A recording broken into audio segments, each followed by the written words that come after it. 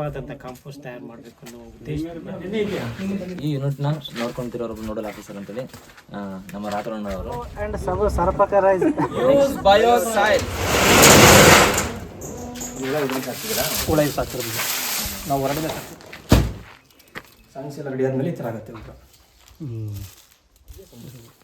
ಇದಕ್ಕೆ ಲಿಮಿಟು ನಮ್ಮಲ್ಲಿ ರೆಡಿ ಆಗಿರೋ ಹುಳಗಳು ಅಲ್ಲಿ ಬೆಸ್ಟ್ ವರ್ಮಿ ಕಂಪೋಸ್ಟ್ ಬಿಟ್ಟಿದ್ದಾರೆ ಇಲ್ಲಿ. ಆದರೂ ಹುಡುಗರು ಅಷ್ಟೊಂದು ನಂಬಿಕೆ ಇಟ್ಕೊಂಡು ಕೂತ್ಕೊಂಡಿದಾರಲ್ಲ, ಅದೇ ಗ್ರೇಟ್. ವರ್ಮಿ ಕಂಪೋಸ್ಟ್ಗೆ ಹೋಗ್ತಾ ಇದ್ದೀವಿ. ನಮ್ಮ ದೀಪು ಡ್ರೈವಿಂಗ್ ಒಬ್ಬ ಅಸಿಸ್ಟೆಂಟ್ ಬೇಕಲ್ಲ ಇನ್ನೂ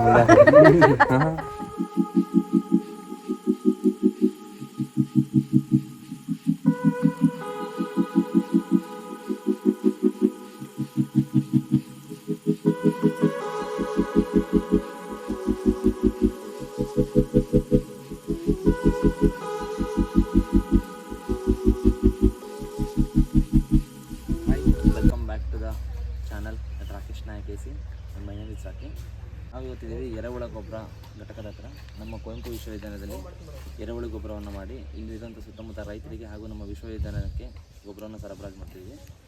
ಇದು ನಮ್ಮ ಹಿರಿಯ ಪ್ರಾಧ್ಯಾಪಕರಾದ ಪ್ರೊಫೆಸರ್ ಜೆ ನಾರಾಯಣ್ ಸರ್ ಅವರ ಮಾರ್ಗದರ್ಶನದಲ್ಲಿ ನಡೀತಿದೆ. ಈ ಹಿಂದೆ ಕೂಡ ಇತ್ತು, ಆದರೆ ಕೆಲವು ಕಾರಣಗಳಿಂದ ಸ್ಥಗಿತ ಆಗಿತ್ತು. ಮೊನ್ನೆ ಕುಲಪತಿಗಳು ಬಂದಾಗ ನಮ್ಮ ಸರ್ ಅವರ ಗಮನಕ್ಕೆ ತಂದು ಇದಕ್ಕೆ ಮತ್ತೆ ಪುನರ್ಜೀವನವನ್ನು ಕೊಟ್ಟು ಮತ್ತೆ ಇಲ್ಲಿ ಕೆಲಸಗಳು ಪ್ರಾರಂಭವಾಗಿದೆ. ಈಗ ಎರೆಹುಳು ಗೊಬ್ಬರ ಪ್ರೊಸೀಜರ್ ಆಗ್ತಿದೆ, ಗೊಬ್ಬರ ಕೂಡ ರೆಡಿ ಆಗಿದೆ. ಬನ್ನಿ ಇವತ್ತು ನಮ್ಮ ಸರ್ ಇದ್ದಾರೆ, ಈ ಪೂರ್ತಿ ಇದ್ರ ಬಗ್ಗೆ ಮಾಹಿತಿಯನ್ನು ಕೇಳೋಣ. ಈ ಹಿಂದೆ ಆ್ಯಕ್ಚುಲಿ ನಮ್ಮ ಸರ್ ಈ ಹಿಂದೆ ಕೂಡ ರೈತರಿಗೋಸ್ಕರ ಸುಮಾರು ಕೆಲಸಗಳನ್ನ ಮಾಡಿದ್ದಾರೆ. ಎಡಕ್ಕೆ ತಟ್ಟೆ ಹಾಳೆಗಳನ್ನ ಮಿಷನ್ ಕೊಡೋದಾಗಿರ್ಬೋದು, ರೈತರಿಗೆ ಸ್ಫೂರ್ತಿ ಕೊಡೋದಾಗಿರ್ಬೋದು, ಅಲ್ಲೆಲ್ಲ ಕ್ಯಾಂಪೇನ್ ಮಾಡಿ ಅವರಿಗೆ ರೀತಿ ಗೊಬ್ಬರಗಳ ಬಗ್ಗೆ ಒಂದೊಂದು ಮಾಹಿತಿಗಳು ಕೊಡೋದಾಗಿರ್ಬೋದು, ತುಂಬ ಕೆಲಸಗಳನ್ನ ಮಾಡಿದ್ದಾರೆ. ಸೊ ಇದು ಕೂಡ ಅದರಲ್ಲಿ ಒಂದು. ಇವತ್ತು ನಮ್ಮ ಸರ್ ಇದ್ದಾರೆ, ಅವ್ರ ಹತ್ರ ಮಾತಾಡೋಣ ಬನ್ನಿ. ಬನ್ನಿ ಸರ್, ಈ ಎರೆಹುಳು ಗೊಬ್ಬರವನ್ನು ನಮ್ಮ ವಿಶ್ವವಿದ್ಯಾಲಯದಲ್ಲಿ ಮಾಡ್ತಿದ್ದೀರಾ ಸರ್? ಈ ಹಿಂದೆ ಕೂಡ ಇತ್ತು, ಕೆಲವು ಕಾರಣಗಳಿಂದ ಸ್ಥಗಿತವಾಗಿತ್ತು. ಮತ್ತೆ ನೀವು ಮನೆ ಕುಲಪತಿಗಳ ಗಮನಕ್ಕೆ ತಂದು ಮತ್ತೆ ಇದಕ್ಕೆ ಪುನರ್ಜೀವನ ಕೊಟ್ಟು ಈ ಪ್ರೊಸೀಜರ್ ಎಲ್ಲ ಮಾಡಿದ್ದೀರಾ ಸರ್. ಹೇಗಿತ್ತು ಸರ್ ಇದು ಎಕ್ಸ್ಪೀರಿಯನ್ಸ್? ಮತ್ತು ಗೊಬ್ಬರಗಳು ಮಾಡಿ ನೆಕ್ಸ್ಟ್ ಯಾವ ರೀತಿ ಇದನ್ನು ಡಿಸ್ಟ್ರಿಬ್ಯೂಟ್ ಮಾಡಬೇಕು, ಯಾರಿಗೆ ಇದ್ರ ಉಪಯೋಗ ಪಡ್ಕೋಬೇಕು ಅಂತ ನಿಮ್ಮ ಸೊ ತುಂಬ ಒಳ್ಳೆಯದು. ಇದು ಮುಖ್ಯವಾಗಿ ನಮ್ಮ ಕುವೆಂಪು ವಿಶ್ವವಿದ್ಯಾಲಯದಲ್ಲಿ ನಮ್ಮ ಉದ್ದೇಶ ಏನಿದೆ ಅಂತಂದರೆ ಕ್ಯಾಂಪಸನ್ನು ಸ್ವಚ್ಛವಾಗಿ ಇಟ್ಕೊಳ್ಬೇಕು. ಯಾವುದೇ ಕಸ ಮತ್ತು ಕೊಳೆಯುವ ಕಸ ಮತ್ತು ಕೊಳೆದಿರುವ ಕಸವನ್ನು ಸರಿಯಾಗಿ ವಿಂಗಡಿಸಿ ನಮ್ಮ ಕ್ಯಾಂಪಸ್ ಪರಿಸರವನ್ನು ಸುಂದರವಾಗಿ ಮತ್ತು ಸ್ವಚ್ಛವಾಗಿ ಇಟ್ಕೊಳ್ಳೋದು ನಮ್ಮ ಕರ್ತವ್ಯ. ಆ ನಿಟ್ಟಿನಲ್ಲಿ ನಾವು ಕ್ಯಾಂಪಸ್ ಪರಿಸರದಲ್ಲಿರ್ತಕ್ಕಂಥ ಏನು ವೇಸ್ಟ್ ಬರುತ್ತೋ, ಬಯೋಡಿಗ್ರೇಡಬಲ್ ವೇಸ್ಟ್ ಏನು ಬರುತ್ತೋ, ಅಂದರೆ ಲೀಫ್ ಲಿಟರ್, ಆಮೇಲೆ ಹಾಸ್ಟೆಲಿಂದ ಬರ್ತಕ್ಕಂಥ ತರಕಾರಿ ಮತ್ತು ಹಣ್ಣು ಮತ್ತು ಫುಡ್ ವೇಸ್ಟು ಎಲ್ಲವೂ ಸಹ ಈ ಕೊಳೆಯುವ ಕಸವನ್ನು ಸರಿಯಾದ ರೀತಿಯಲ್ಲಿ ಉಪಯೋಗಿಸ್ಕೊಂಡು ಪರಿಸರವನ್ನು ಕೂಡ ಹಾಳು ಮಾಡದೆ ನಾವು ಪರಿಸರದಲ್ಲಿರ್ತಕ್ಕಂಥ ಒಂದು ರಿಸೋರ್ಸ್ ಅಂತ ಏನಿದೆ, ಆ ರಿಸೋರ್ಸನ್ನು ವ್ಯಾಲ್ಯೂಬಲ್ ಮೆಟೀರಿಯಲ್ಸ್ ಆಗಿ ಕನ್ವರ್ಟ್ ಮಾಡಿ ಅದು ಉತ್ತಮವಾದಂಥ ಕಾಂಪೋಸ್ಟ್ ತಯಾರು ಮಾಡಬೇಕು ಅನ್ನೋ ಉದ್ದೇಶದಿಂದ ಕ್ಯಾಂಪಸ್ ಭಾಗದಲ್ಲಿ, ಕ್ಯಾಂಪಸ್ ಆವರಣದಲ್ಲೇ ನಾವು ಎರೆಹುಳು ಗೊಬ್ಬರ ತೊಟ್ಟಿಯನ್ನು ಒಂದು ಚೆನ್ನಾಗಿ ಕಟ್ಕೊಂಡಿದ್ದೀವಿ. ಈ ತೊಟ್ಟಿಯಲ್ಲಿ ನಾವು ನಮ್ಮ ಕ್ಯಾಂಪಸ್ಸಲ್ಲಿ ಬರ್ತಕ್ಕಂಥ ಎಲ್ಲ ವೇಸ್ಟನ್ನು ತಗೊಂಡು ಬಂದು ಅಲ್ಲಿ ಕೌಡಂಗ್ ಸ್ಲರ್ರಿ ಉಪಯೋಗಿಸಿ ಮೊದಲನೇದಾಗಿ ನಾವು ಅದನ್ನು ಪಾರ್ಷಿಯಲ್ ಡಿಕಂಪೋಸಿಷನ್ ಮಾಡಿ ಆದಮೇಲೆ ತೊಟ್ಟಿಗಳಿಗೆ ತುಂಬ್ತೀವಿ. ಮತ್ತು ಪಾರ್ಷಿಯಲ್ ಡಿಕಂಪೋಸಿಷನ್ ಆಗಿರೋದ್ರಿಂದ, ಸರಿಯಾಗಿ ಅದು ಕೊಳ್ತಿರೋದ್ರಿಂದ ಎರೆಹುಳುವನ್ನು ಯೂಟಿಲಸ್ ಯೂಜಿನಿಯೆ, ಐಸಿನಿಯಾ ಫೀಟಿಡಾ, ಪೆರಿಯೋನಿಕ್ಸ್ ಎಕ್ಸ್ಕವೇಟರ್ಸ್ ಅಂತ ಈ 3 ಜಾತಿಯ ಎರೆಹುಳು ನಾವು ಉಪಯೋಗಿಸಿ ಎರೆಹುಳು ಗೊಬ್ಬರ ತಯಾರು ಮಾಡಿ ಇವತ್ತು ತುಂಬ ಒಂದು 500 kg ಅಷ್ಟು ಎರೆಹುಳು ಗೊಬ್ಬರ ನಾವು ತಯಾರು ಮಾಡಿದ್ದೀವಿ. ಬಹಳ ಉತ್ತಮವಾದಂಥ ಗೊಬ್ಬರ, ಭಾಳ ಏನು ಪ್ಯೂರ್ ಆರ್ಗ್ಯಾನಿಕ್ ಕಾಂಪೋಸ್ಟ್ ಇದು. ಸೊ ಇವತ್ತು ನಾವು ಒಂದು ಔಟ್ಪುಟ್ ಅಂತ ಏನು ಯೂನಿವರ್ಸಿಟಿಯಲ್ಲಿ ನಾವು ತಯಾರು ಮಾಡಿದಂಥ ಔಟ್ಪುಟ್ ವರ್ಮಿ ಕಾಂಪೋಸ್ಟ್ ಏನಿದೆ, ಅದನ್ನು ಒಂದು ಹೊಸದಾಗಿ ಒಂದು ಬ್ರ್ಯಾಂಡ್ ನೇಮ್ ಅಂತ ಕೊಟ್ಟಿದ್ದೀವಿ. ದಟ್ ಈಸ್ ಕಾಲ್ಡ್ ಬಯೋಸಾಯಿಲ್ ಅಂತೇಳಿ. ಬಯೋಸಾಯಿಲ್ ಉದ್ದೇಶ ಏನಂತಂದರೆ, ನಮ್ಮ ಸಾಯಿಲ್ನಲ್ಲಿರ್ತಕ್ಕಂಥ ಏನು ಜೀವರಾಶಿಗಳು ಇದ್ದರೆ ಮಾತ್ರ ನಾವು ನಮ್ಮ ರೈತರಿಗೆ ಮಣ್ಣು ಫಲವತ್ತಾಗಿರುತ್ತೆ ಮತ್ತು ನಮಗೆ ಎಷ್ಟು ಬೇಕೋ ಅಷ್ಟು ಇಳುವರಿ ಪಡೆಯೋದಕ್ಕೆ ಸಾಧ್ಯ ಆಗುತ್ತೆ. ಪರಿಸರ ಅಂದ ತಕ್ಷಣ ಭೂಮಿಯಲ್ಲಿರ್ತಕ್ಕಂಥ ಮಣ್ಣಿನಲ್ಲಿ ಫಲವತ್ತಾದ ಗೊಬ್ಬರ ಇದೆ ಅಂತಂದರೆ ಕಾರಣ ಅದು ಸೂಕ್ಷ್ಮಾಣು ಜೀವಿಗಳು ಮತ್ತು ಸಾಕಷ್ಟು ಜೀವರಾಶಿಗಳು ಅದರಲ್ಲಿ ಇರೋದ್ರಿಂದ. ಹಾಗಾಗಿ ನಾವು ಇನ್ನಷ್ಟು ಈ ಭೂಮಿಯನ್ನು ಫಲವತ್ತತೆ ಮಾಡಬೇಕಂದ್ರೆ ಆ ಎರೆಹುಳು ಗೊಬ್ಬರದಲ್ಲಿರ್ತಕ್ಕಂಥ ಇನ್ನಷ್ಟು ಜೀವರಾಶಿಗಳನ್ನು ಏನು ಮೈಕ್ರೋಸ್ಕೋಪಿಕ್ ಆರ್ಗ್ಯಾನಿಸಮ್ಸ್ ಅಂತೀವಿ ಅದು ಉತ್ತೇಜನ ಮಾಡಿ ನಮ್ಮ ಭೂಮಿಯನ್ನು ಇನ್ನಷ್ಟು ಸಾವಯವ ಗೊಬ್ಬರದಿಂದ ಮಣ್ಣನ್ನು ಫಲವತ್ತತೆ ಮಾಡಿ ಮಣ್ಣು ರೈತರಿಗೆ ಸಾಕಷ್ಟು ಜನರೇಷನ್ಸ್ ಟುಗೆದರ್ ಆ ಮಣ್ಣು ರೈತರಿಗೆ ಬೆಳೆಗಳನ್ನು ಬೆಳೆಯೋದಕ್ಕೆ ಮತ್ತು ಅದರಿಂದ ಬರ್ತಕ್ಕಂಥ ಆರೋಗ್ಯಕರವಾದಂಥ ಏನು ನಾವು ಪದಾರ್ಥಗಳನ್ನು ನಾವು ಕೂಡ ಉಪಯೋಗಿಸ್ಕೊಳ್ಳೋದಕ್ಕೆ ಉಪಯೋಗ ಆಗುತ್ತೆ. ಮುಖ್ಯವಾಗಿ ಪೊಲ್ಯೂಷನ್ ಕಡಿಮೆ ಮಾಡಬೇಕು. ರಾಸಾಯನಿಕ ಗೊಬ್ಬರಗಳನ್ನು ನಾವು ಸಾಕಷ್ಟು ಅದನ್ನು ನಿಷೇಧ ಮಾಡಬೇಕು. ರಾಸಾಯನಿಕ ಗೊಬ್ಬರ ನಿಷೇಧ ಮಾಡಿ ಮತ್ತು ಏನು ಪೆಸ್ಟಿಸೈಡ್ಸ್ ಉಪಯೋಗಿಸ್ತಾರೋ ಅದನ್ನೆಲ್ಲ ಕಂಟ್ರೋಲ್ ಮಾಡಿ ಪರಿಸರವನ್ನು ಉಳಿಸ್ಕೊಳ್ಬೇಕು. ಅಂದರೆ ಈ ರೀತಿ ನಾವೇ ತಯಾರು ಮಾಡಿದಂಥ bio compost, vermi compost, farm yard manure ಈ ರೀತಿ ನ್ಯಾಚುರಲ್ ಇರ್ತಕ್ಕಂಥ ಗೊಬ್ಬರನ ತಯಾರು ಮಾಡಿ ನಮ್ಮ ರೈತರಿಗೆ ನಮ್ಮ ಭೂಮಿಯನ್ನು ಫಲವತ್ತಾಗಿ ಇಟ್ಕೊಳ್ಳೋದಕ್ಕೆ ಜೊತೆಗೆ ಪರಿಸರವನ್ನು ಕೂಡ ಉಳಿಸೋದಕ್ಕೆ ನಾವು ಪ್ರಯತ್ನ ಪಡಬೇಕು. ಇದು ನಮ್ಮ ಕರ್ತವ್ಯ. ಈ ಕರ್ತವ್ಯದಿಂದ ಇಷ್ಟು ಕೆಲಸ ಆಗಿದೆ. ಇವತ್ತು ನಾವು ಒಂದು ಪ್ಯಾಕೇಜ್ ಮಾಡ್ತಾಯಿದ್ದೀವಿ, ಬ್ರ್ಯಾಂಡ್ ನೇಮ್ ಕೊಡ್ತಾಯಿದ್ದೀವಿ. ಈ ಮೂಲಕ ವಿಶ್ವವಿದ್ಯಾಲಯಕ್ಕೆ ನಾವು ವಿಶ್ವವಿದ್ಯಾಲಯದಿಂದ ಒಂದು ಪ್ರಾಡಕ್ಟನ್ನು ರಿಲೀಸ್ ಮಾಡ್ತಾಯಿದ್ದೀವಿ. ಅದು ರೈತರಿಗೂ ಮುಟ್ಟಲಿ ಮತ್ತು ಸುತ್ತಮುತ್ತಲಿನ ಜನರು ಉಪಯೋಗಿಸ್ಕೊಳ್ಳಿ, ಪರಿಸರವನ್ನು ಅವರು ಕೂಡ ಕಾಪಾಡಿಕೊಳ್ಳಿ, ಮಣ್ಣಿನ ಫಲವತ್ತತೆ ಕಾಪಾಡಿಕೊಳ್ಳಿ, ಸಾವಯವ ಕೃಷಿಗೆ ಮರಳಲಿ ಅಂತ ಉದ್ದೇಶದಿಂದ ಈ ಕೆಲಸಗಳನ್ನು ಮಾಡ್ತಾಯಿದ್ದೀವಿ. ಸೊ ಇದು ಕಾರಣ ನಮ್ಮ ವಿಶ್ವವಿದ್ಯಾಲಯದ ಕುಲಸಚಿವರು, ಕುಲಪತಿಗಳು, ಎಲ್ಲ ನಮ್ಮ ಪರಿಸರ ವಿಜ್ಞಾನ ವಿಭಾಗದ ಎಲ್ಲ ನನ್ನ ಸ್ನೇಹಿತರು, ನನ್ನ ಕೊಲೀಗ್ಸ್ ಮತ್ತು ವಿಶ್ವವಿದ್ಯಾಲಯದ ನನ್ನ ವಿಭಾಗದ ವಿದ್ಯಾರ್ಥಿ ಮಿತ್ರರು, ಸಂಶೋಧನಾ ವಿದ್ಯಾರ್ಥಿಗಳು ಎಲ್ಲರೂ ಸೇರಿ ನನಗೆ ಈ ರೀತಿ ಉತ್ತೇಜನ ಕೊಟ್ಟು ನಮ್ಮ ವಿಭಾಗದಲ್ಲಿ ಇಂಥ ಒಳ್ಳೊಳ್ಳೆ ಕೆಲಸಗಳು ಮಾಡಬೇಕು. ವಿದ್ಯಾರ್ಥಿಗಳಿಗೂ ಕೂಡ ಒಂದು ಮೋಟಿವೇಶನ್ ಆಗಬೇಕು. ಒಂದು ಎಜುಕೇಷನ್ ಅವೇರ್ನೆಸ್ ಅನ್ನೋದು ಬಹಳ ಮುಖ್ಯ. ಈ ರೀತಿ ಪ್ರತಿಯೊಬ್ಬರು ಅವರವರ ವಿಷಯದಲ್ಲಿ ಸಾಧನೆ ಮಾಡಿ ವಿಶ್ವವಿದ್ಯಾಲಯಕ್ಕೆ ಮತ್ತು ಸಮಾಜಕ್ಕೆ ಒಳ್ಳೇದು ಮಾಡಿದ್ರೆ ನಿಜವಾಗ್ಲೂ ಅದು ಸಾರ್ಥಕ ಆಗುತ್ತೆ ಅಂತ ಹೇಳ್ತಾ ನನಗೆ ಎರಡು ಮಾತುಗಳು ಮಾತಾಡೋದಕ್ಕೆ ಅವಕಾಶ ಮಾಡಿಕೊಟ್ಟಂಥ ರಾಕೇಶ್ ನಾಯಕ್, ರಿಸರ್ಚ್ ಸ್ಕಾಲರ್, ಮತ್ತು ನಮ್ಮ ದೀಪಕ್ ಪಾಶಿ ಮತ್ತು ರಕ್ಷಿತ್ ಮತ್ತು ಇಲ್ಲಿ ಬಂದಿರತಕ್ಕಂಥ ಎಲ್ಲ ನನ್ನ ಸಂಶೋಧನಾ ವಿದ್ಯಾರ್ಥಿಗಳು ಎಲ್ರಿಗೂ ವಂದನೆಗಳನ್ನು ಸಲ್ಲಿಸ್ತಾ ನಾನು ಮಾತು ಮುಗಿಸ್ತೇನೆ. ನಮಸ್ಕಾರ ಸರ್. ಆಮೇಲೆ ಈಗ ನಮ್ಮ ವಿಶ್ವವಿದ್ಯಾಲಯದಲ್ಲಿ ಈ ಥರ ಒಂದು ಮಾದರಿ ಕೆಲಸ ಮಾಡ್ತಿದ್ವಿ. ಬೇರೆ ವಿಶ್ವವಿದ್ಯಾಲಯದಿಂದ ವಿದ್ಯಾರ್ಥಿಗಳು ಮತ್ತು ನಮ್ಮ ವಿಶ್ವವಿದ್ಯಾಲಯದ ಅಡಿಯಲ್ಲಿರುವಂಥ ವಿದ್ಯಾರ್ಥಿಗಳು ಬಂದಾಗ ಈ ಪ್ಲಾಂಟ್ನ ನೋಡ್ಕೊಂಡು ಹೋದಾಗ ಅವ್ರಿಗೆ ನಾವೆಲ್ಲ ಎಕ್ಸ್ಪ್ಲೇನ್ ಮಾಡ್ತೀರಾ ಸರ್? ಆ ಮೂಮೆಂಟು ಅಥವಾ ಈ ರೀತಿ ನಾವು ಬೇರೆಯವ್ರಿಗೆ ಮಾದರಿ ಆಗಿರುವಂಥ ಈ ವಿಷಯದ ಬಗ್ಗೆ ನಿಮಗೆ ಎಷ್ಟು ಅನಿಸಿದೆ ಸರ್? ಹೌದೌದು. ಈಗ ಮೊನ್ನೆ NSS ವಿದ್ಯಾರ್ಥಿಗಳು ಬಂದಿದ್ದರು. ಹಾಂ ಸರ್. ಅವರು NSS ವಿದ್ಯಾರ್ಥಿಗಳಿಗೂ ಬಂದವಾಗ ಇದು ನೋಡಿ ತುಂಬ ಖುಷಿಪಟ್ಟರು. ಹಾಂ ಸರ್. ಸೊ ಇದೇ ರೀತಿ ನಿಮ್ಮ ಕಾಲೇಜುಗಳಲ್ಲಿ ಮಾಡಿಕೊಳ್ಳಿ, ಆಮೇಲೆ ಎರೆಹುಳು ಗೊಬ್ಬರ ತಯಾರು ಮಾಡಿ, ಆಮೇಲೆ ಒಂದು ಏನು ಕಸ ತಯಾರಾಗುತ್ತೋ ನಿಮ್ಮಲ್ಲಿ ಆ ಕಸವನ್ನು ರೀಯೂಸ್ ಮಾಡ್ಕೊಳ್ಳಿ, ರೀಸೈಕಲ್ ಮಾಡಿ ಅಂತ ನಾವು ಅವ್ರಿಗೆ ತಿಳಿಸ್ಕೊಟ್ಟಿದ್ದೀವಿ. ಒಂದು ಎಜುಕೇಷನ್ ಕೂಡ ಆಯಿತು. ಸೊ ಇದು ನಾಟ್ ಓನ್ಲಿ ಪ್ರೊಡಕ್ಷನ್, ಎಜುಕೇಷನ್ ಎರೆಹುಳು ಗೊಬ್ಬರ ಮತ್ತು ಏನು ಸಾಲಿಡ್ ವೇಸ್ಟ್ ಮ್ಯಾನೇಜ್ಮೆಂಟ್ಗೆ ಒಂದು ಎಜುಕೇಷನ್ ಮಾದರಿ ಒಂದು ಯೂನಿಟ್ ನಾವು ಮಾಡೆಲ್ ಡೆವಲಪ್ ಮಾಡಿದ್ದೀವಿ. ಈ ರೀತಿ ನಾವು ವಿದ್ಯಾರ್ಥಿಗಳಿಗೂ ಸಹ ಉಪಯೋಗ ಆಗ್ತಾಯಿದೆ. ಇವನ್ ಪ್ರತಿಯೊಬ್ಬ ವಿಭಾಗ ಕೂಡ ವಿದ್ಯಾರ್ಥಿಗಳು ಬಂದು ಇಲ್ಲಿ ಈ ಎರೆಹುಳು ತೊಟ್ಟಿಯನ್ನು ನೋಡಿ, ಗೊಬ್ಬರವನ್ನು ಮಾಡಿ ನೋಡಿ, ಆಮೇಲೆ ಇಲ್ಲಿರ್ತಕ್ಕಂಥ ಏನು ನಾವು ವೇಸ್ಟ್ ಮ್ಯಾನೇಜ್ಮೆಂಟ್ ಮಾಡ್ತಾಯಿದ್ದೀವಿ ಅದನ್ನೆಲ್ಲ ತಿಳ್ಕೊಂಡು ಹೋದರೆ ಭಾಳ ಒಳ್ಳೆಯದು. ಈ ರೀತಿ ಎಲ್ಲೂ ಸಿಗೋದಿಲ್ಲ. ಸೊ ನಮ್ಮ ಕ್ಯಾಂಪಸಲ್ಲೇ ಇಂಥ ಒಂದು ವ್ಯವಸ್ಥೆ ಇದೆ. ಸೊ ಇದಕ್ಕೆ ವಿದ್ಯಾರ್ಥಿಗಳು ಉಪಯೋಗಿಸ್ಕೊಳ್ಬೇಕು ಸರ್. ಆಮೇಲೆ ಕೆಲವು ರೈತರುಗಳು ಕೆಮಿಕಲ್ ಗೊಬ್ಬರ ಹೋಲಿಕೆ ಮಾಡ್ಕೊಂಡು ಇದು ಎರೆಹುಳು ಗೊಬ್ಬರ ಸ್ವಲ್ಪ ಸ್ಲೋ ಪ್ರೊಸೆಸ್ ಅಂತೇಳಿ ಇದಕ್ಕೆ ಸ್ವಲ್ಪ ಇದ್ರ ಕಡೆ ಗಮನ ಕೊಡೋದಿಲ್ಲ, ಅದೇ ಗೊಬ್ಬರ ಕಡೆ ಹೋಗ್ತಾರೆ ಸರ್ ಅವರು.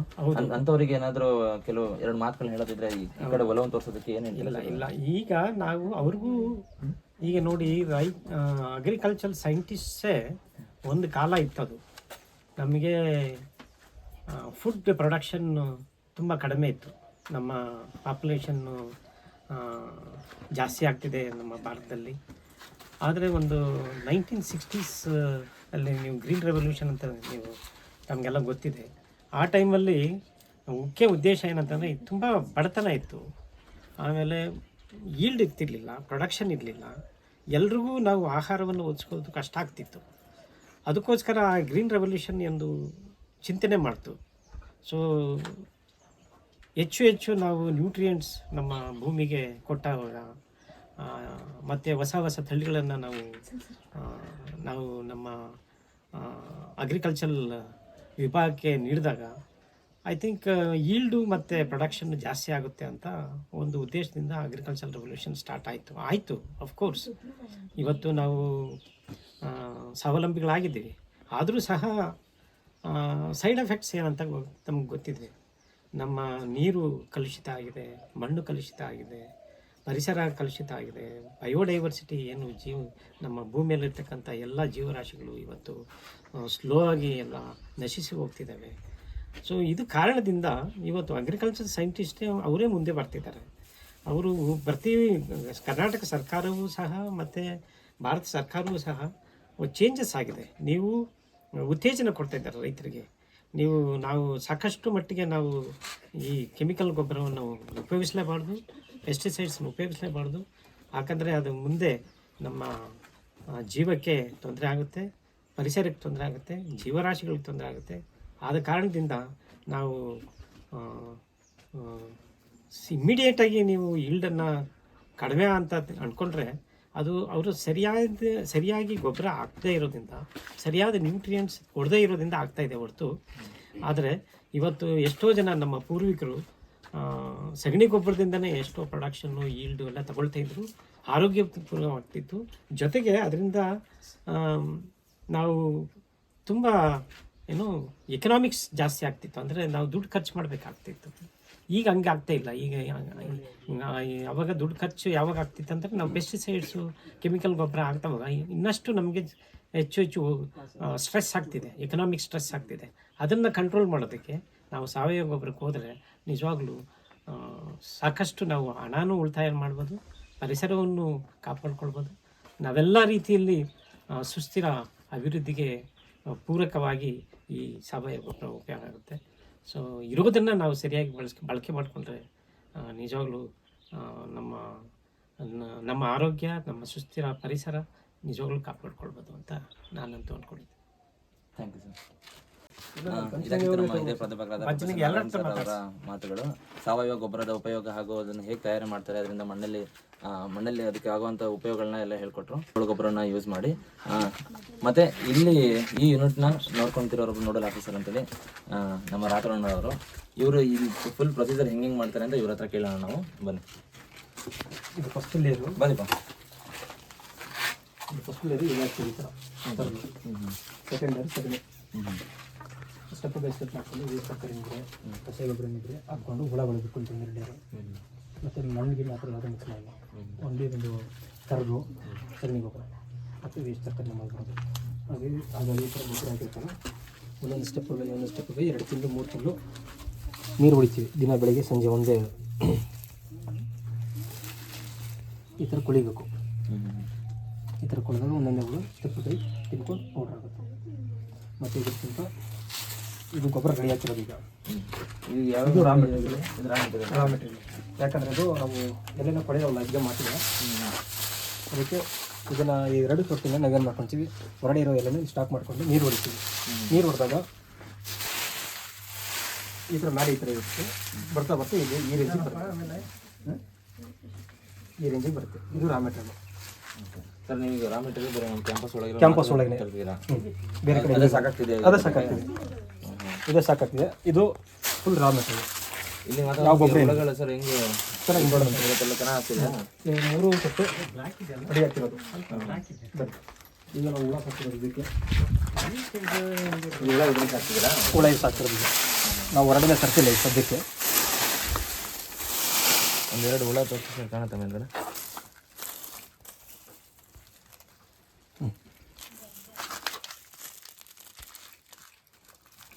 ಹುಳ ಚೆನ್ನಾಗಿ ಗ್ರೋತ್ ಆಗಿದೆ. ಈ ಥರ ಹುಳ ಇಲ್ಲೇ ಸಾಕ್ತಿರೋದು ನಾವು. ಸದ್ಯಕ್ಕೆ ಹುಳ ಏನೇನು ಕೊಡ್ತಿಲ್ಲಲ್ಲ ಸರ್, ನೀವು ಹುಳ ನೀವೇ ಇಟ್ಕೊಂತೀವಿ? ಹಾಂ, ನಾವೇ ಗೊಬ್ಬರ ಮಾಡೋದು ಗೊಬ್ಬರ ಬೇಕಂತ ನಾವೇ ಇಟ್ಕೊತೀವಿ.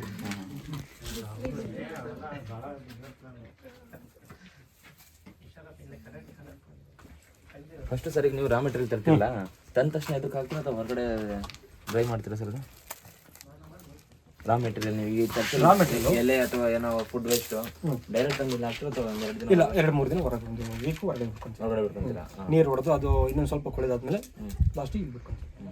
ಇಲ್ಲಿ ಹಂತವು ಅಂತ 3 ಹಂತ ಮಾಡ್ಕೊತೀವಿ. ಫಸ್ಟು ಹೊರಗಡೆ ನಾವು ಪ್ಲಾಸ್ಟಿಕ್ ಹೊರಗಡೆ ಮಾಡ್ಕೊತೀವಿ. ಹೊರಗಡೆ ಇದೆಲ್ಲ ಫುಲ್ ಹಡ್ಕೊಳ್ತೀವಿ. ಇದನ್ನು ಎಲೆ ತಂದು ಈ ಎಲೆ ತಂದು ಹಡ್ಕೊಂಡ್ಬಿಟ್ಟು ಪ್ಲಾಸ್ಟಿಕ್ಕು ಮತ್ತು ಇದರಲ್ಲಿ ಕೆಲವು ವೇಸ್ಟೇಜ್ ಬಾಟ್ಲುಗಳು ನಮ್ಮ ಕ್ಯಾಂಪಸಲ್ಲಿ ಕೆಲವರು ಹಾಕಿರ್ತಾರೆ ಸ್ಟೂಡೆಂಟ್, ಅವೆಲ್ಲ ಹಿಂಗಡೆ ಮಾಡ್ಕೊಂಡು ಪ್ಲಾಸ್ಟಿಕ್ ಎಲ್ಲ ಡಿವೈಡ್ ಮಾಡಿ ಎಲೆಯಲ್ಲಿ ಸ್ಟಾರ್ಟ್ ಮಾಡಿಕೊಂಡು ಆಮೇಲೆ ಈ ಕಡೆ ಶಿಫ್ಟ್ ಮಾಡ್ಕೊಂಡು ನೀರು ಹೊಡ್ಕೊತೀವಿ. ನೀರು ಹೊಡ್ಕೊಂಡಾಗ ಕೆಳಗಡೆ ಈ ಥರ ಪುಡಿಯಾಗಿರುತ್ತೆ. ಈ ಪುಡಿನ ತಗೊಂತೀವಿ, ರಾ ಮೆಟೀರಿಯಲ್ ಸ್ಟಾರ್ಟ್ ಮಾಡ್ಕೊತೀವಿ. ರಾ ಮೆಟೀರಿಯಿಂದ ನಾವು ಒಂದೊಂದೇ ಲೇಯರು ಚೇಂಜ್ ಮಾಡ್ಕೊತೀವಿ. ಈಗ ಎಷ್ಟು ದಿನ ಗೊಬ್ಬರ ತಯಾರಿಕೆ ಆಗಿದೆ ಸರ್? ಈಗ 2 ತಿಂಗಳಾಯ್ತದು. ಈಗ ಗೊಬ್ಬರ ರೆಡಿ ಆಗಿದೆ? ರೆಡಿ ಆಗಿದೆ. ನೆಕ್ಸ್ಟ್ ವೀಕ್ ತೆಗಿ. ಈಗ ಅದನ್ನು ಪ್ಯಾಕಿಂಗ್ ಮಾಡ್ಬೋದು. ಹೆಂಗಿದೆ ಸರ್ ಅನುಭವ? ಚೆನ್ನಾಗಿದೆ. ನಮ್ಮಲ್ಲಿ ನಾವು ಗೊಬ್ಬರ ಈಗ ಔಟ್ಸೈಡ್ ಹೋಗಿ ದುಡ್ಡು ಕೊಟ್ಟು ತರಬೇಕಿತ್ತು. ಈಗ ನಾವೇ ನಮ್ಮಲ್ಲಿ ತುಂಬ ಅನುಕೂಲ ಆಗ್ತಿದೆ. ನಮ್ಮಲ್ಲಿರೋ ಒಳಗಡೆ ನರ್ಸರಿಗೆ, ನಮ್ಮ ಗಿಡಗಳಿಗೆ ಇದನ್ನೇ ಯೂಸ್ ಮಾಡ್ತಿರೋದು. ರೀಪಾಟಿಗೆ ಈಗ ನಾವು ಮಾರ್ಚ್ ಎಂಡಿಂಗಲ್ಲಿ ರೀಪಾಟ್ ಮಾಡ್ತೀವಿ, ಇಲ್ಲಿಂದಲೇ ತೊಗೊಂಡಿರ್ತೀವಿ ಗೊಬ್ಬರ. ನಮ್ಮಲ್ಲಿ ಯಾವುದು ಹೊರಡಿಂದ ಗೊಬ್ಬರ ಆಗ್ತಿಲ್ಲ, ರಾಸಾಯನಿಕ ಗೊಬ್ಬರ. ಈ ಗೊಬ್ಬರದಿಂದ ನಮಗೆಲ್ಲ ಪಾಟ್ಗಳು ಮತ್ತು ಇಂಡೋರ್ ಔಟ್ಡೋರ್ ಪ್ಲ್ಯಾಂಟ್ಸ್ಗಳು ಎಲ್ಲ ಚೆನ್ನಾಗಿ ಬರ್ತಿದೆ. ಕೆಮ್ಮಣ್ಣು, ಮರಳು ಮತ್ತು ಈ ವರ್ಮಿ ಗೊಬ್ಬರ ಕೊಡ್ತಿರೋದು. ನಾವು ವರ್ಷಕ್ಕೊಂದ್ಸರಿ ಚೇಂಜ್ ಮಾಡ್ತೀವಿ. ಅದಕ್ಕೆ ನೀರು ಬಿಟ್ಟರೆ ಏನೂ ಕೊಡಲ್ಲ, ಗಿಡಗಳು ಚೆನ್ನಾಗಿ ಬರ್ತೀವಿ. Thank you sir. ಓಕೆ, ಇದಾಗಿತ್ತು ನಮ್ಮ ರಾಕಲ್ ಸರ್ ಮತ್ತು ನಾರಾಯಣ್ ಸರ್ ಅವರ ಮಾತು. ಸೊ ಆ್ಯಕ್ಚುಲಿ ನಾನು ಕೂಡ senior professor J Narayan sir ಅಂಡರಲ್ಲೇ PhD ಮಾಡ್ತಿರೋದು. ನನ್ನ ಸಂಶೋಧನಾ ಭಾಗದಲ್ಲಿ ಎರೆಹುಳು ಗೊಬ್ಬರ ತಯಾರಿಕೆ ಕೂಡ ಇದು ಒಂದು ಭಾಗ ಆಗಿದೆ. ನಾನು ಕೂಡ ಗೊಬ್ಬರನ ತಯಾರಿಕೆ ಮಾಡಿದ್ದೀವಿ, ನಮ್ಮ ಲ್ಯಾಬಲ್ಲಿದೆ. ಅದನ್ನು ಮುಂದಿನ ದಿನಗಳು ಅದನ್ನು ಕೂಡ ತೋರಿಸ್ತೀನಿ. ಸೊ ಈಗ ಇಲ್ಲಿಂದ ಪ್ಯಾಕೇಜ್ ಆಗ್ತಿದೆ, ಅಲ್ಲಿ ಪ್ಯಾಕೇಜ್ ಹತ್ರ ನೋಡ್ಕೊಂಡು ಸ್ಟಾರ್ಟ್. ಇದೇನು ಘಟಕ ಸರ್ ಇದು? ಇದು ಘನತ್ಯಾಜ್ಯ ನಿರ್ವಹಣಾ ಘಟಕ. ಘನತ್ಯಾಜ್ಯ ವಸ್ತುಗಳು ಏನು ನಮ್ಮ ವಿಶ್ವವಿದ್ಯಾಲಯದಲ್ಲಿ ಉತ್ಪತ್ತಿ ಆಗುತ್ತವೆ, ಆ ಘನತ್ಯಾಜ್ಯವನ್ನು ಒಂದು ಬಯೋಡಿಗ್ರೇಡಬಲ್, ನಾನ್ ಬಯೋಡಿಗ್ರೇಡಬಲ್ ಅಂದರೆ metals, paper, glass, electronic waste, paper, plastic, ಸಾಕಷ್ಟು ನಮ್ಮ ವಿಶ್ವವಿದ್ಯಾಲಯದಲ್ಲಿ ಕಸ ಉತ್ಪತ್ತಿ ಆಗುತ್ತೆ. ಅದೇನು ತಂದು ಒಂದು ಕಡೆ ಬಿಸಾಕೋಬಾರ್ದು, ನಾವು ಸೆಗ್ರಿಗೇಷನ್ ಮಾಡ್ತೇವೆ. ಸೆಗ್ರಿಗೇಷನ್ ಮಾಡಿ ಒಂದು ಕಡೆ ಪೇಪರ್, ಒಂದು ಕಡೆ ಪ್ಲಾಸ್ಟಿಕ್, ಇನ್ನೊಂದು ಕಡೆ ಗ್ಲಾಸ್, ಇನ್ನೊಂದು ಕಡೆ ಎಲೆಕ್ಟ್ರಾನಿಕ್ ವೇಸ್ಟ್, ಹೀಗೆ ಸಪ್ರೇಟ್ ಎಲ್ಲ ಒಂದೊಂದು ಸೆಗ್ರಿಗೇಟ್ ಮಾಡಿ ಅದನ್ನು ಅಲ್ಲಿ ಶೇಖರಣೆ ಮಾಡಿ ಮುಂದೆ ಏನು ಸ್ಕ್ರ್ಯಾಪ್ ಡೀಲರ್ಸ್ ಬರ್ತಾರೆ ಅವರಿಗೆ ನಾವು ಸ್ಕ್ರ್ಯಾಪ್ ಡೀಲರ್ಸ್ಗೆ ಕೊಟ್ಟು ಈ ಕಸವನ್ನು ಸರಿಯಾದ ರೀತಿಯಲ್ಲಿ ರೀಸೈಕಲ್ಗೆ ಕಳಿಸೋದಕ್ಕೆ ಒಂದು ಪ್ರಯತ್ನ. ಸೊ ಇಲ್ಲಾಂದರೆ ಅಲ್ಲಿ ಕಸ ಬಿಸಾಡದೆ ನಾವು ಕಸವನ್ನು ಇಲ್ಲಿಗೆ ತಗೊಂಡು ಆ ವೇಸ್ಟನ್ನು ರೀಯೂಸ್ ಮಾಡಬೇಕು, ರೀಸೈಕಲ್ ಮಾಡಬೇಕು, ರೆಡ್ಯೂಸ್ ಮಾಡಬೇಕು. ಈ ಎಲ್ಲ ಪ್ರಯತ್ನಗಳು ಆಗ್ತಾಯಿದೆ. ಅದಕ್ಕೋಸ್ಕರ ಒಂದು ಸೆಗ್ರಿಗೇಷನ್ ಯೂನಿಟ್ ಅಂತಲೇ ಮಾಡಿದ್ದೀವಿ, ವಿಂಗಡಣೆ ಘಟಕ ಅಂತ ಮಾಡಿದ್ದೀವಿ. ಸೊ ಈಗ ಎಲ್ಲ ಬಂದಿದ್ದೆಲ್ಲ ವೇಸ್ಟನ್ನು ನಾವು ಒಂದು ಕಡೆ ಏನು ಸೆಗ್ರಿಗೇಟ್ ಮಾಡಿ ಒಂದು ಕಡೆ ಶೇಖರಣೆ ಮಾಡಿ ಅದು ಹೆಚ್ಚು ಉತ್ಪತ್ತಿ ಆದವಾಗ ಅದನ್ನು ಸ್ಕ್ರ್ಯಾಪ್ ಡೀಲರ್ಸ್ಗೆ ನಾವು ಕರೆದು ವಿಶ್ವವಿದ್ಯಾಲಯದಿಂದ ಅವರಿಗೆ ಪೇಮೆಂಟ್ ಮಾಡಿದ್ರೆ, ವಿಶ್ವವಿದ್ಯಾಲಯಕ್ಕೆ ಪೇ ಮಾಡಿದ್ರೆ ಅವ್ರಿಗೆ ನಾವು ಕೊಡ್ತೀವಿ. ಸೊ ಈ ರೀತಿ ನಾವು ವೇಸ್ಟ್ ಮ್ಯಾನೇಜ್ಮೆಂಟ್ ಏನು ಸರಿಯಾದ ರೀತಿಯಲ್ಲಿ ವೇಸ್ಟ್ ಮ್ಯಾನೇಜ್ಮೆಂಟ್ ಮಾಡೋದಕ್ಕೆ ಒಂದು ಘಟಕವನ್ನು ತಯಾರು ಮಾಡಿ ಆ ಘಟಕದಿಂದ ಈ ಕೆಲಸ ಆಗ್ತಾಯಿದೆ. ಸೊ ಇನ್ನು ಮುಂದೆ ಸಹ ನಾವು ವೇಸ್ಟ್ ಪೇಪರ್ ಏನಿದೆ ಅದನ್ನು ರೀಸೈಕಲ್ ಮಾಡಬೇಕು ಅಂತ ಒಂದು ಚಿಂತನೆ ಇದೆ. ಮತ್ತು ಆ ರೀಸೈಕಲ್ ನಾವೇ ವೇಸ್ಟನ್ನು ರೀಸೈಕಲ್ ಯೂನಿಟ್ ಒಂದು ಸ್ಟಾರ್ಟ್ ಮಾಡಿ ಅದಕ್ಕೆ ತಕ್ಕಂಥ ಹೊಸ ಪೇಪರ್ ನಾವು ಪ್ರೊಡ್ಯೂಸ್ ಮಾಡಿ ನಾವೇ ಫೈಲ್ಸು, ನಾವೇ ಇನ್ವಿಟೇಷನ್ ಕಾರ್ಡ್ಸು, ನಮಗೆ ಬೇಕಾದಂಥ ಆಫೀಸ್ಗೆ ಏನೇನು ಬೇಕು ನಾವೇ ತಯಾರು ಮಾಡ್ಕೊಳ್ಳೋದಕ್ಕೆ ಸಾಧ್ಯತೆ ಇದೆ. ಸೊ ಅದು ಕೂಡ ನಾವು ಪ್ರಯತ್ನ ಮಾಡ್ತಾಯಿದ್ದೀವಿ. ಸೊ ಮುಂದೆ ವಿಶ್ವವಿದ್ಯಾಲಯದಿಂದ ನಮಗೆ ಸಹಕಾರ ಸಿಗ್ತದೆ, ಅದು ಕೂಡ ಮಾಡಿ ಒಂದು ನಮ್ಮದೇ ಆದಂಥ ಒಂದು waste paper recycling unit start ಮಾಡಿ ಅದಕ್ಕೆ ವಿಶ್ವವಿದ್ಯಾಲಯದಲ್ಲಿರ್ತಕ್ಕಂಥ ವಿದ್ಯಾರ್ಥಿಗಳಿಗೂ ಸಹ ಒಂದು ಟ್ರೈನಿಂಗ್ ಕೊಟ್ಟಂಗಾಗುತ್ತೆ. ಸಾಕಷ್ಟು ಕೆಲಸಗಾರರಿಗೂ ಒಂದು ಎಂಪ್ಲಾಯ್ಮೆಂಟ್ ಸಿಗುತ್ತೆ. ಸೊ ಹೀಗೆ ಒಂದು waste is A resource, not as A waste. ಅನ್ನೋ ಒಂದು ಕಾನ್ಸೆಪ್ಟನ್ನು ವಿಶ್ವವಿದ್ಯಾಲಯ ಮಟ್ಟದಲ್ಲಿ ನಾವು ಪರಿಸರ ವಿಜ್ಞಾನ ವಿಭಾಗದ ವತಿಯಿಂದ ನಾವು ಕಾಳಜಿ ತಗೊಂಡಿದ್ದೀವಿ. ಅದನ್ನು ನಾವು ನೆರವೇರಿಸಬೇಕು ಅಂತ ನಮ್ಮ ಒಂದು ಬಾಧ್ಯತೆ ಕೂಡ. ಸೊ ಸುಸ್ಥಿರ ಪರಿಸರ ನಿರ್ಮಾಣ ಮಾಡೋದು ನಮ್ಮ ಕ್ಯಾಂಪಸಲ್ಲಿ ನಮ್ಮ ಜವಾಬ್ದಾರಿ. ಹಾಗೆ ನಮ್ಮಲ್ಲಿರ್ತಕ್ಕಂಥ ಅಡ್ಮಿನಿಸ್ಟ್ರೇಷನ್ ಕೂಡ ಅದೇ ರೀತಿ ಸಪೋರ್ಟ್ ಮಾಡ್ತಿದ್ದರಿಂದ ಈ ಕೆಲಸ ಆಗ್ತಾಯಿದೆ. It is the responsibility of the institution to take care of the waste management. One is we have to refuse, we have to reduce, we have to reuse, we have to recycle. ಆ ಕಾನ್ಸೆಪ್ಟಲ್ಲಿ ಏನು green campus, ಸುಸ್ಥಿರ campus ನಾವೇನು ಮಾಡಲಿಕ್ಕೆ ಹೊರಟಿದ್ದೀವಿ. So 1 by 1 ಇವೆಲ್ಲ ಕೈಗೆತ್ಕೊಂಡು ಇದು ಸಾಧ್ಯ ಆಗ್ತದೆ. So ಅದಕ್ಕೆ ಎಲ್ಲರೂ ಭಾಗಿಯಾಗೋಣ ಅಂತ ಹೇಳ್ತಾರೆ.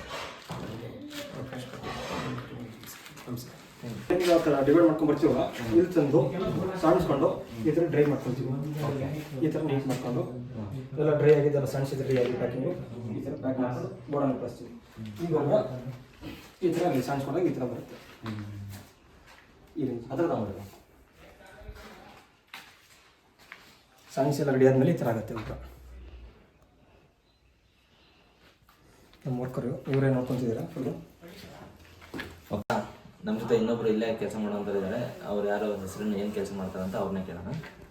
ನನ್ನ ಹೆಸರು ಪಂಚಲಿಂಗ ಅಂತ. ಹೆಸರು? ನಮ್ಮ ಹೆಸರು ಪಂಚಲಿಂಗ ಅಂತ. ಓಕೆ. ನಾವು ಇಲ್ಲಿಂದ 5-6 ವರ್ಷದಿಂದ ಕೆಲಸ ಮಾಡ್ತಾಯಿದ್ದೀವಿ ಇಲ್ಲೇ. ಇಲ್ಲಿ ವೇಸ್ಟ್ ಆಗಿ ಬಂದಿದ್ದ ಎಲೆ ಮತ್ತು ಇತರೆ ವಸ್ತುಗಳೆಲ್ಲ, ತ್ಯಾಜ್ಯ ವಸ್ತುಗಳನ್ನೆಲ್ಲ ಗುಡ್ಡೆ ಹಾಕಿ ನೀರು ಹಾಕಿ ಮೆದು ಮಾಡಿ ತೊಟ್ಟಿಗೆ ಹಾಕ್ತೀವಿ. ತೊಟ್ಟಿಗೆ ಹಾಕಿ ಅದಕ್ಕೆ ಒಂದು 15 ದಿನ ಚೆನ್ನಾಗಿ ಕೊಳಿಸ್ತೀವಿ ನೀರು ಹಾಕಿ. ನಂತರ ನೀವಿಲ್ಲಿ ಎಷ್ಟು ದಿನದಿಂದ ಕೆಲಸ ಮಾಡ್ತಿದ್ದೀರಾ? ನಾವಿಲ್ಲಿ 5 ವರ್ಷದಿಂದ ಮಾಡ್ತಾ ಇದ್ದೀವಿ. ಯೋಚನೆ ಮಾಡ್ತೀರಾ? ನೀವೇನೇನು ಕೆಲಸ ಮಾಡ್ತೀರಾ? ನಾವಿಲ್ಲಿ ಅದೇ ಹೇಳ್ತಾ ಇದ್ದೀರಲ್ಲ, ಈ ಸೊಪ್ಪನ್ನೆಲ್ಲ ಗುಡ್ಡೆ ಹಾಕಿ ಒಂದು ಅದನ್ನ ಮಾಗಂಗೆ ಮಾಡಿ ಕಪ್ಪರ ಬಟ್ಟೆ ಮಾಡಿ ಅದನ್ನ ತಗೋ ತೊಟ್ಟಿಗೆ ಹಾಕಿ ತೊಟ್ಟಿಗೆ ನೀರು ಹಾಕ್ಬಿಟ್ಟಿದೆ. ಆಮೇಲೆ ಅದು ಮಾಗಿದ ಮೇಲೆ ಹುಳ ಬಿಡ್ತೀವಿ. ಹುಳ ಬಿಟ್ಟು ದಿನ ಒಂದೊಂದು ಸ್ವಲ್ಪ ನೀರು ಹಾಕಿ ಹುಳನ ಮೇಯಿಸ್ತೀವಿ ಮಣ್ಣಿಗೆ, ಈ ಸೊಪ್ಪನ್ನ. ಅದರಿಂದ ಬಂದಂಥದ್ದನ್ನ ಜಲ್ಡಿ ಆಡಿ ಅಲ್ಲಿಂದ ತೆಗೆದು ಇಲ್ಲಿ ಗೋಲ್ಡನಿಗೆ ತಂದು ಹಾಕ್ತೀವಿ. ಹೇಗನ್ಸುತ್ತೆ ನಿಮಗೆ ಈ ಕೆಲಸ ಎಲ್ಲ ನಮ್ಮ ವಿಶ್ವವಿದ್ಯಾಲಯದಲ್ಲಿ ಮಾಡ್ತಿರೋದು? ನಿಮ್ಮ ಅಭಿಪ್ರಾಯ? ನಮಗೂ ಒಂಥರ ಖುಷಿ ಆಗ್ತಿದೆ ಕೆಲಸ ಮಾಡೋಕ್ಕೆ. ಆದರೆ ಏನಂದರೆ ಕಾಡೋರ್ಗೆಲ್ಲ ಒಬ್ಬರೇ ಅಲ್ವಾ, ಸ್ವಲ್ಪ ತೊಂದರೆ ಇದೆ. ಆದರೂ ಮಾಡ್ಕೊ ಹೋಗ್ತದೆ, ಏನು ತೊಂದರೆ ಇಲ್ಲ. ಅಚ್ಚುಕಟ್ಟಾಗಿ ಮಾಡ್ಕೊ ಹೋಗ್ತಿದ್ದೀವಿ. Thank you. ಲಾಸ್ಟಿಗೆ ಈ ಥರ ಗೊಬ್ಬರ ಮಾಡಿ ಇದನ್ನು ಪ್ಯಾಕ್ ಮಾಡಿ ಕಳಿಸ್ತೀವಿ. Okay, thank you. Thanks. Okay, ಅಲ್ಲಿ ಎರೆಹುಳ ಗೊಬ್ಬರ ಹೇಗೆ ತಯಾರಾಗುತ್ತೆ ಅಂತ ನೋಡ್ಕೊಂಡ್ಬಂದ್ವಿ. ಇವಾಗ ಅಲ್ಲಿ ಪ್ಯಾಕಿಂಗ್ ನಡೀತಿದೆ. ಅಲ್ಲಿ ಯಾವ ರೀತಿ ಪ್ಯಾಕಿಂಗ್ ಮಾಡ್ತಾರೆ, ಎಷ್ಟು ಕೆ ಜಿ ಪ್ಯಾಕೆಟ್ ಇದೆ ಕೇಳೋಣ ಸರ್. ನೋಡಿ ಸರ್, ಇಲ್ಲಿ ಪ್ಯಾಕಿಂಗ್ ಮಾಡ್ತಿದ್ದೀರಾ ಸರ್? ಅಂದರೆ ಇದು ಎಷ್ಟು ಕೆ ಜಿ ಪ್ಯಾಕ್ ಮಾಡ್ತಿದ್ದೀರಾ? ಇದು ನಾವು ಪ್ರೊಡಕ್ಷನ್ ಮಾಡಿದ್ದು ಜನರಿಗೆ ಉಪಯೋಗ ಆಗಬೇಕು ಅಂತೇಳಿ ಒಂದು ಬ್ರ್ಯಾಂಡ್ ನೇಮ್ ಕೊಟ್ಟಿದ್ದೀವಿ. ಕುವೆಂಪು ವಿಶ್ವವಿದ್ಯಾಲಯದಿಂದ ಬಯೋಸಾಯಿಲ್ ಅಂತೇಳಿ. ಬಯೋಸಾಯಿಲ್ ವರ್ಮಿ ಕಾಂಪೋಸ್ಟ್. ಇದು 5 kg, 10 kg, 15 kg ಚೀಲಗಳನ್ನು ಪರ್ಚೇಸ್ ಮಾಡಿ ಅದಕ್ಕೆ ಪ್ರಿಂಟ್ ಹಾಕಿಸಿ ಅದಕ್ಕೆ ಇವಾಗ ತುಂಬ್ತಾ ಇದ್ದೀವಿ. ಆಮೇಲೆ ವೈ ಮಾಡ್ತೀವಿ. 5 kg, 10 kg, 15 kg. ಆಮೇಲೆ ಸೀಲ್ ಮಾಡಿ ಅದನ್ನು ವಿಶ್ವವಿದ್ಯಾಲಯದಿಂದ ಒಂದು ಆರ್ಡರ್ ಮಾಡಿಸಿ ವಿಶ್ವವಿದ್ಯಾಲಯಕ್ಕೆ 1 kg 15 ರೂಪಾಯಿ ಅಂತ ನಾವು ಫಿಕ್ಸ್ ಮಾಡಿದ್ದೀವಿ. ವಿಶ್ವವಿದ್ಯಾಲಯದ ಯಾರಾದರೂ ಇಷ್ಟ ಇದ್ದವರು ಬಂದು ಅಮೌಂಟ್ ಕಟ್ಟಿ ವಿಶ್ವವಿದ್ಯಾಲಯ ಅಕೌಂಟ್ಗೆ ಅವರು ಇಲ್ಲಿಂದ ಎಷ್ಟು ಕೆ ಜಿ ಬೇಕು ಅಷ್ಟೇ ತಗೊಂಡು ಹೋಗೋದು. ಆ ರೀತಿ ಗೋಡನ್ ಕೂಡ ಮಾಡಿದ್ದೀವಿ. ಸೊ ತುಂಬ ದೂರ ಹೋಗೋ ಬೇಡ ಅಂತೇಳಿ ಇಲ್ಲಿ ಮಾರ್ಕೆಟಿಂಗ್ ಯೂನಿಟ್ ಅಂತಲೇ ಸ್ಟಾರ್ಟ್ ಮಾಡಿದ್ದೀವಿ. ಮಾರ್ಕೆಟಿಂಗ್ ಯೂನಿಟ್ ಅಲ್ಲಿ ಪ್ರೊಡಕ್ಷನ್ ಮಾರ್ಕೆಟಿಂಗ್. ಎಷ್ಟು ಕೆ ಜಿ ಚೀಲ ಅವೈಲೇಬಲ್ ಇದೆ ಸರ್? 5 kg, 10 kg, 15 kg. ರೈತರಿಗೂ ಸುತ್ತಮುತ್ತ ಯಾರು ಬೇಕಾದ ಮತ್ತು ಎಲ್ಲರೂ ಮುಂಚೆ ಆರ್ಡರ್ ಮಾಡಬೇಕು, ಅವೈಲೇಬಲ್ ಇದ್ದ ಮಾಡ್ಕೊಡ್ತೀವಿ. ಅವೈಲೇಬಲ್ ಇದ್ದಾರೆ ಮಾತ್ರ. ಯಾಕಂದರೆ ನಾವು ಎಷ್ಟು ಸ್ಟಾಕ್ ಇದೆ ಅನ್ನೋದು ನೋಡ್ಬೇಕು. ಸ್ಟಾಕ್ ಇದ್ದರೆ ನಮಗೆ ರೈತರು ಕೇಳ್ತಾರೆ, ಇಷ್ಟು ಸ್ಟಾಕ್ ಇದೆ ನಿಮ್ಗೆ ಎಷ್ಟು ಬೇಕು ಅಂತ ತಗೊಂಡು. ಸರ್, ಈಗ ಒಟ್ಟಿಗೆ ಒಂದು ಸುಮಾರು ರೈತರು ಮಾಡ್ತಾರೆ, ಇಷ್ಟು ಪ್ರಯೋಜನ ಇಲ್ಲ, ನಾವು ಬೇಕಾದರೆ ಒಂದು ನಮ್ಮ ಹತ್ರ ಇಷ್ಟಿದೆ ಅಂತ ಹೇಳ್ತೀವಿ ಅಷ್ಟೇ. ಸುಮ್ಮನೆ ಪ್ರೊಡಕ್ಷನ್ ನಾವು ಮಾಡೋದು ಆಗುತ್ತೆ. ರಿಸೋರ್ಸಸ್ಸು ಎಷ್ಟಿದೆ ಅದರ ಮೇಲೆ ಡಿಪೆಂಡ್ ಮಾಡ್ತೀವಿ. ಇದು ಇಸ್ ನಾಟ್ ಎ ಇಂಡಸ್ಟ್ರಿಯಲ್ ಇಲ್ಲಿ ಕ್ಯಾಂಪಸ್ ಅನ್ನಿಸ್ತಕ್ಕಂಥ ವೇಸ್ಟ್ ಯೂಸ್ ಮಾಡಿಕೊಂಡು ಕಾಂಪೋಸ್ಟ್ ಮಾಡೋದು ಒಂದು ಆ ಕಾಂಪೋಸ್ಟಿಂದ ಮತ್ತೆ ಏನೋ ಒಂದು ಮಾರ್ಕೆಟಿಂಗ್ ಆಗಲ್ಲ ಸರ್ ಇದರಿಂದ ಜನರೇಟ್ ಆಗುತ್ತೆ. ಇನ್ಕಮ್ಗಂತೂ ನಾವು ಇದು ನಾವು ಪರಿಸರ ಮ್ಯಾನೇಜ್ಮೆಂಟ್ ಅನ್ನೋದಿಲ್ಲ, ಎನ್ವೈರನ್ಮೆಂಟಲ್ ಮ್ಯಾನೇಜ್ಮೆಂಟಲ್ಲಿ ನಾವು ಇನ್ಕಮ್ ನೋಡೋಂಗಿಲ್ಲ. ಸೊ ನಾವು ಮ್ಯಾನೇಜ್ಮೆಂಟ್ ಮಾಡೋದು ಇಂಪಾರ್ಟೆಂಟ್. ಆದರೆ ಅದು ಏನು ಖರ್ಚು ವೆಚ್ಚ ಬರುತ್ತೋ ಅದನ್ನು ಕೂಡ ಬರ್ಸೋದಕ್ಕೆ ಒಂದು ಪ್ರಯತ್ನ ಪಡ್ತಾಯಿದ್ವಿ. ಸೊ ಅಟ್ಲೀಸ್ಟ್ ಮಾರ್ಕೆಟಿಂಗ್ ಮಾಡಿದ್ರೆ ಇಲ್ಲಿ ವರ್ಕರ್ಸ್ ಇದ್ದಾರೆ, ಈ ಮೆಟೀರಿಯಲ್ಸ್ ಪರ್ಚೇಸ್ ಮಾಡಬೇಕು, ಎಲ್ಲದಕ್ಕೂ ಅಟ್ಲೀಸ್ಟ್ ಆ ಮ್ಯಾನೇಜ್ ಆಗಲಿ ಅಂತ. ಸೊ ನಮಗೂ ಕೂಡ ಲಾಸ್ ಆಗಬಾರ್ದು, ಯೂನಿವರ್ಸಿಟಿಗೆ ಲಾಸ್ ಆಗಬಾರ್ದು. ಸೊ ಅದರ ಕಾರಣದಿಂದ ನಾವು ಮಾರ್ಕೆಟ್ ಕೂಡ ಇತ್ತು. ಸರ್ ಅರೌಂಡ್ ಎಷ್ಟು ಜನ ಕೆಲಸ ಮಾಡ್ತೀರಾ ಸರ್ ಇಲ್ಲಿ ಒಬ್ಬರು ನೋಡಲ್ ಆಫೀಸರ್ ಇದ್ದಾರೆ, ಒಂದು ಇಬ್ಬರು ವೇಸ್ಟ್ ಕಾಂಪೋಸ್ಟ್ ಅಸಿಸ್ಟೆಂಟ್ಸ್ ಇದ್ದಾರೆ. ಸೊ ಬೇಕಾದವಾಗ ನಮ್ಮ ವಿಶ್ವವಿದ್ಯಾಲಯದಿಂದ ಪರ್ಸನಲ್ಸ್ ನಾವು ತಗೊತೀವಿ. ಸೊ ರಿಕ್ವೈರ್ಮೆಂಟ್ ಮೇಲೆ ನಮಗೆ ವರ್ಕರ್ಸ್ ಇದ್ದಾರೆ. ಸೊ ಯಾವಾಗ ಬೇಕೋ ಈಗ ನೋಡಿ, ಈಗ ನಮ್ಗೆ ಪ್ಯಾಕಿಂಗ್ ಮಾಡಬೇಕು, ನಮಗೆ ಆದಷ್ಟು 5 ಜನ 10 ಜನ ಬಂದು ಕೆಲಸ ಮಾಡ್ತಾರೆ.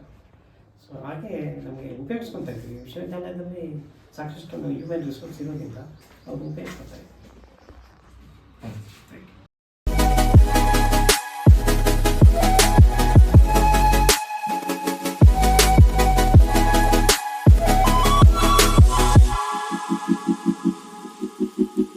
ಯೂಸ್ ಬಯೋಸಾಯಿಲ್.